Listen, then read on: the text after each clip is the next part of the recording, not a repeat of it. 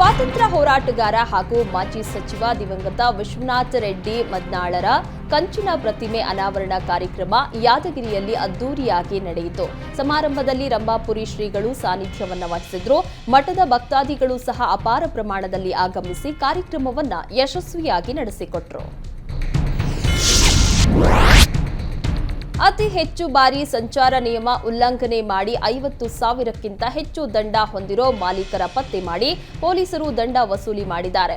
ಪೂರ್ವ ವಿಭಾಗ ಸಂಚಾರಿ ಪೊಲೀಸರ ವಿಶೇಷ ಕಾರ್ಯಾಚರಣೆ ನಡೆಸಿ ನಿಯಮ ಉಲ್ಲಂಘಿಸಿದವರಿಂದ ದಂಡ ವಸೂಲಿ ಮಾಡಿದ್ದಾರೆ. ಕಳೆದ 15 ದಿನದಲ್ಲಿ ಸುಮಾರು 69 ವಾಹನಗಳು ಹಾಗೂ ಮಾಲೀಕರನ್ನ ಪತ್ತೆ ಮಾಡಿದ್ರು. ಈ ವಾಹನಗಳ ಮೇಲೆ 8,975 ಪ್ರಕರಣ ದಾಖಲಾಗಿತ್ತು.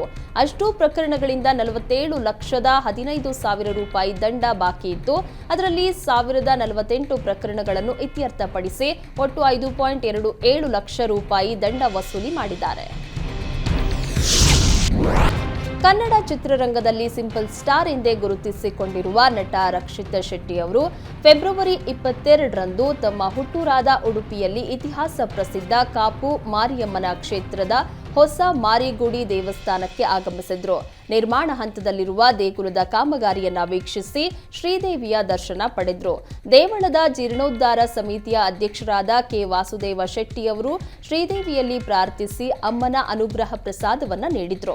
ನಂತರ ಜೀರ್ಣೋದ್ಧಾರ ಕಾರ್ಯಕ್ರಮವನ್ನ ವೀಕ್ಷಿಸಿ ಮಾತನಾಡಿದ ಅವರು, ನಾನು ಬಾಲ್ಯದಲ್ಲಿ ಪ್ರತಿ ವರ್ಷ ತಂದೆಯೊಂದಿಗೆ ಮಾರಿಗುಡಿಗೆ ಬಂದು ಹೋಗ್ತಾ ಇದ್ದೆ. ಈಗ ಇದರ ಸಂಪೂರ್ಣ ಚಿತ್ರಣವೇ ಬದಲಾಗಿದೆ. ಸುಮಾರು ವರ್ಷಗಳಿಂದ ಈ ದೇವಸ್ಥಾನವನ್ನ ಹೇಗೆ ಅಭಿವೃದ್ಧಿಪಡಿಸುವುದು ಎಂಬ ಚಿಂತನೆಯಲ್ಲಿ ಸ್ಥಳೀಯರು ಇದ್ರು. ಪುರಾತನ ಕಾಲದಲ್ಲಿ ಈ ರೀತಿಯಾಗಿ ಕಲ್ಲಿನ ದೇವಸ್ಥಾನಗಳನ್ನ ಕಟ್ತಾ ಇದ್ರು. ಈಗಿನ ಕಾಲದಲ್ಲಿ ಅನೇಕ ಕಡೆ ಕಾಂಕ್ರೀಟ್ನಲ್ಲೇ ದೇವಸ್ಥಾನವನ್ನ ಕಟ್ತಾ ಇದ್ದಾರೆ. ದೇವಸ್ಥಾನ ಇದ್ರೆ ಹೀಗಿರಬೇಕು. ಎಳಕಲ್ ಕೆಂಪು ಶಿಲೆಯಲ್ಲಿ ಗರ್ಭಗುಡಿ ಬಹಳಷ್ಟು ಅದ್ಭುತವಾಗಿ ಮೂಡಿ ಬಂದಿದೆ. ಇದು 3-4 ಜನ ಸೇರಿ ಮಾಡ್ತಾ ಇರುವಂತಹ ಕೆಲಸವಲ್ಲ. ಪ್ರತಿಯೊಬ್ಬ ಭಕ್ತನು ಇದರಲ್ಲಿ ತೊಡಗಿಸಿಕೊಳ್ಳಬೇಕೆಂದರು. ತಮಿಳುನಾಡಿಗೆ ವಿವಿಧ ಕಾಮಗಾರಿಗಳಿಗೆ ಅಡಿಗಲ್ಲು ಹಾಕಲು ಫೆಬ್ರವರಿ 27-28ರಂದು ಪ್ರಧಾನಿ ಮೋದಿ ತಮಿಳುನಾಡು ಪ್ರವಾಸ ಕೈಗೊಳ್ಳಲಿದ್ದಾರೆ. ಇಸ್ರೋದ 2ನೇ ಬಾಹ್ಯಾಕಾಶ ಪೋರ್ಟ್ಗೆ ಅಡಿಪಾಯ ಸೇರಿ ಪಕ್ಷದ ಕಾರ್ಯಕ್ರಮಗಳು ಮತ್ತು ಯೋಜನೆಗಳನ್ನು ಉದ್ಘಾಟಿಸಲಿದ್ದಾರೆ. ತಿರುಪೂರ್ನಲ್ಲಿ ಸಾರ್ವಜನಿಕ ರ್ಯಾಲಿಯನ್ನ ಉದ್ದೇಶಿಸಿ ಮೋದಿ ಮಾತನಾಡಲಿದ್ದಾರೆ. ಜನವರಿಯಲ್ಲಿ ರಾಮಮಂದಿರ ಉದ್ಘಾಟನೆಗೆ 1 ದಿನ ಮೊದಲು ಅವರು ತಮಿಳುನಾಡಿನ ಕೋದಂಡರಾಮಸ್ವಾಮಿ ದೇವಸ್ಥಾನಕ್ಕೆ ಭೇಟಿ ನೀಡಿದ್ರು.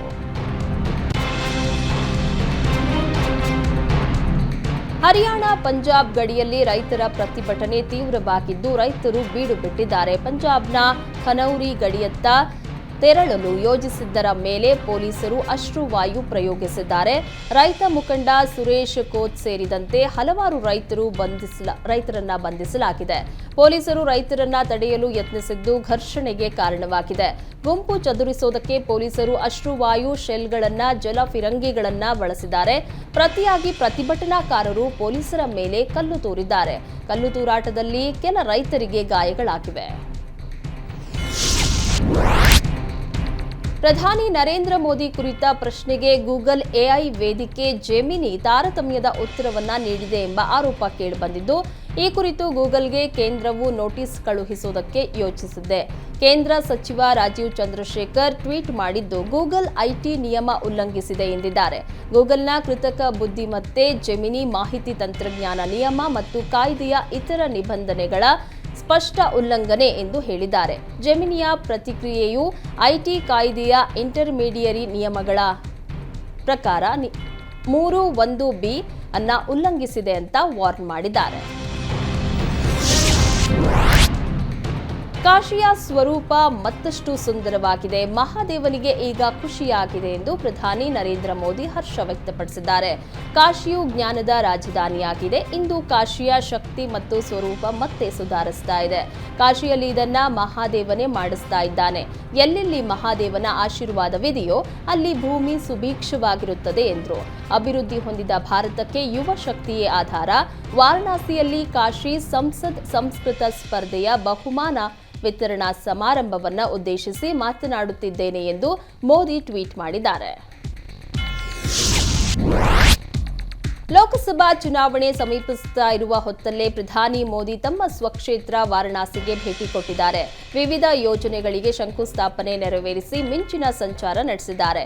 ಇನ್ನು ಕಾಶಿಯ ರಸ್ತೆಗಳಲ್ಲಿ ರಾತ್ರಿ ವೇಳೆ ಕುಡುಕರು ಡ್ಯಾನ್ಸ್ ಮಾಡುತ್ತಾ ಬಿದ್ದು ಒದ್ದಾಡೋದನ್ನ ಕಂಡಿದ್ದೇನೆ ಎಂದು ರಾಹುಲ್ ಗಾಂಧಿ ಹೇಳಿಕೆಗೆ ಪ್ರಧಾನಿ ಮೋದಿ ಪರೋಕ್ಷವಾಗಿ ತಿರುಗೇಟನ್ನು ನೀಡಿದ್ರು. ಕಾಂಗ್ರೆಸ್ ಪರಿವಾರದ ಯುವರಾಜನೊಬ್ಬ ಪವಿತ್ರ ನಗರಿ ಕಾಶಿ ಮೇಲೆ ಇಲ್ಲ ಸಲ್ಲದನ್ನ ಹೇಳ್ತಾ ಇದ್ದಾರೆ. ಪ್ರಜ್ಞೆ ಇಲ್ಲದವರು ಮಾತ್ರ ಈ ರೀತಿ ಮಾತನಾಡಲು ಸಾಧ್ಯ ಅಂತ ರಾಹುಲ್ ಹೆಸರು ಹೇಳದೆ ಟಾಂಗ್ ಕೊಟ್ಟಿದ್ದಾರೆ. ಲೋಕಸಭಾ ಚುನಾವಣೆಗೆ ದಿನಗಣನೆ ಆರಂಭವಾಗಿದೆ. ಈ ಹಿನ್ನೆಲೆ ಚುನಾವಣೆಗೆ ಬೇಕಾದ ಅಗತ್ಯ ಸಿದ್ಧತೆಗಳನ್ನು ಮಾರ್ಚ್ 13ರ ಒಳಗೆ ಪೂರ್ಣಗೊಳಿಸುವಂತೆ ಅಧಿಕಾರಿಗಳಿಗೆ ಚುನಾವಣಾ ಆಯೋಗ ಸೂಚಿಸಿದೆ. ಮತದಾನಕ್ಕೆ ಅಗತ್ಯವಿರುವ ಇವಿಎಂ ಯಂತ್ರ, ಎಲೆಕ್ಷನ್ ಸಿಬ್ಬಂದಿ, ಭದ್ರತಾ ಪಡೆಯನ್ನ ಸಜ್ಜುಗೊಳಿಸುವಂತೆ ಹೇಳಿದೆ. ಈ ಬೆಳವಣಿಗೆಯಿಂದ ಮಾರ್ಚ್ 13ರಂದೇ ಎಲೆಕ್ಷನ್ ದಿನಾಂಕ ಘೋಷಣೆ ಆಗಬಹುದು ಎನ್ನಲಾಗಿದೆ. ಮೂಲಗಳ ಪ್ರಕಾರ ಮೇ 2 ಅಥವಾ 3ನೇ ವಾರದಲ್ಲಿ ಮತದಾನ ನಡೆಯುವ ಸಾಧ್ಯತೆ ಇದೆ.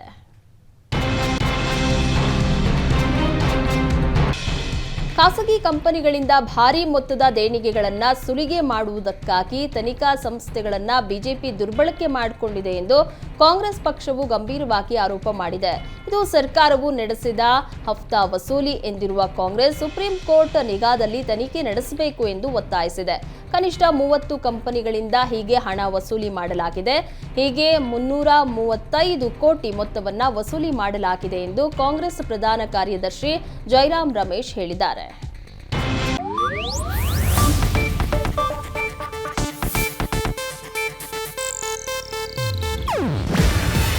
ಇದು ಏಷ್ಯಾನೆಟ್ ನ್ಯೂಸ್ ನೆಟ್ವರ್ಕ್ ಪ್ರಸ್ತುತಿ.